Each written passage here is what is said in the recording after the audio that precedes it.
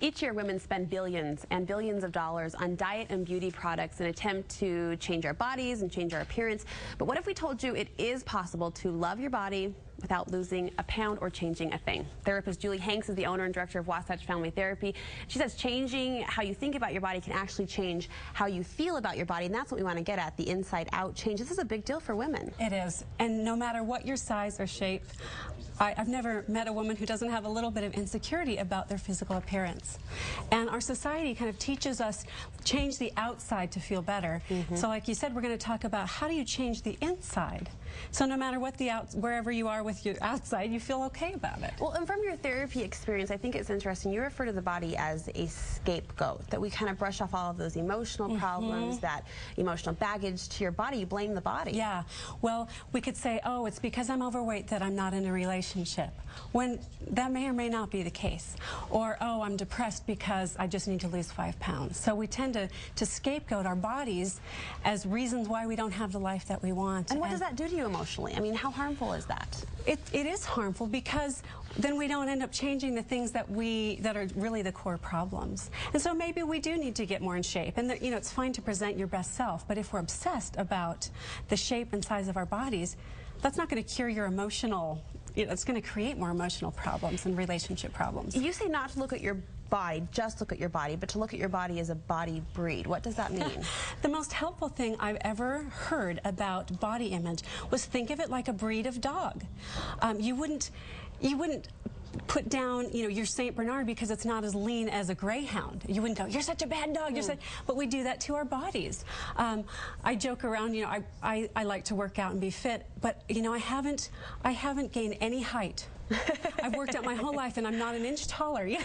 So accepting just the things, accepting the body breed that we have and making the best of that, I think is That's a great metaphor. Really helpful. Accepting the genetics, accepting the structure of your body. Yeah. Some people have bigger frames, bigger bones, heavier organs. I mean, we look at this weight as this number or an ideal, but we don't know how much our structure weighs. So just embrace that. I like that a lot.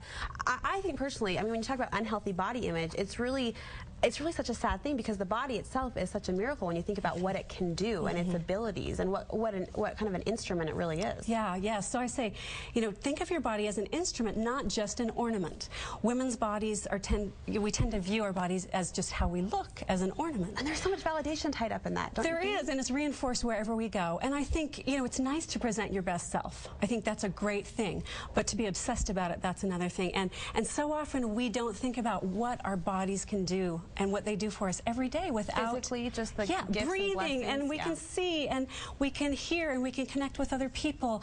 I had a rude awakening my junior year of high school. I was hit by a car as a pedestrian and really damaged the left side of my body. I wasn't able to walk, wasn't able to use my arm for a while, and I had never given any thought to the fact that I could walk, and when I could finally walk without crutches, I was so grateful. But we just go through our lives often not even appreciating the amazing instrument that our body is and the great things that it allows us to do.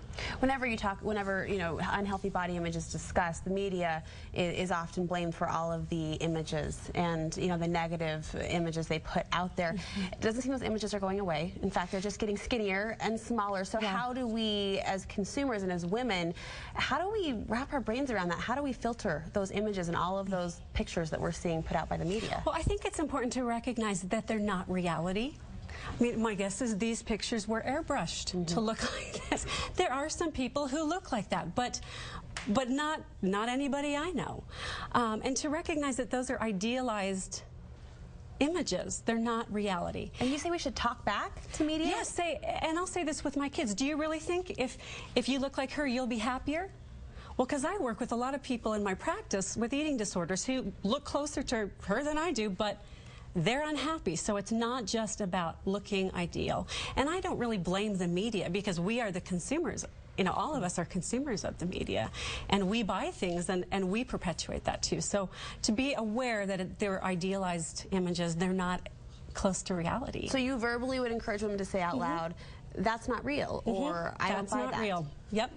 Yep. And there's digital changes that are made to photos all the time to make them look perfect, and in reality, Nobody's perfect. You brought my attention to a Dove commercial where it shows the transformation of a model over a period of time. And I love it because she just looks like your next door neighbor, but then after all of this, the work that they're doing on her, and then the digital imaging at the end and elongating her neck and heightening cheekbones. Wow, you know. She doesn't even look like the girl she was when she started. Right, and just to keep that in the forefront of our mind, that's fake. It's beautiful, but it's not how we're going to wake up every morning and look. Yeah, unfortunately, yeah, well. Yeah. And we talk about the models and the images that we're seeing, and really they're not the best example, obviously, as we just talked about, of healthy body images. But you say history can actually help us wrap our brains around a true portrayal of what a body as woman can be celebrated as. Yeah, throughout time, different types of bodies have been celebrated as the ideal. And it's easy to think of the ideal as kind of set in stone. Oh, we should look like this. Well, that's Renoir in late 1800s. Look at how beautiful. I mean, that looks more like me than the some of them, you know? I'm with you. Throughout time, it changes, and no matter what your body type is right now, you were the ideal at some point in history. That this is a fluid concept, not a rigid standard. So there's Marilyn Monroe in the 50s, very curvy. If she were on the cover of a magazine, she might be considered, you know, overweight or plump, right? Compared to Twiggy in the 1960s, you know, who was a twig, basically. Yeah. So, I mean, that's a big difference. And then today, you know, it's just not realistic. And in fact, less than 5% of women can even physically achieve that cultural norm that we have right now. So do we throw out the scales altogether? Do we forget about the numbers, forget about the weight, or how do you wrap your brain around this? I think the point is to focus on health, not obsess about shape or size. Taking good care of our bodies, they are a tool for our lives.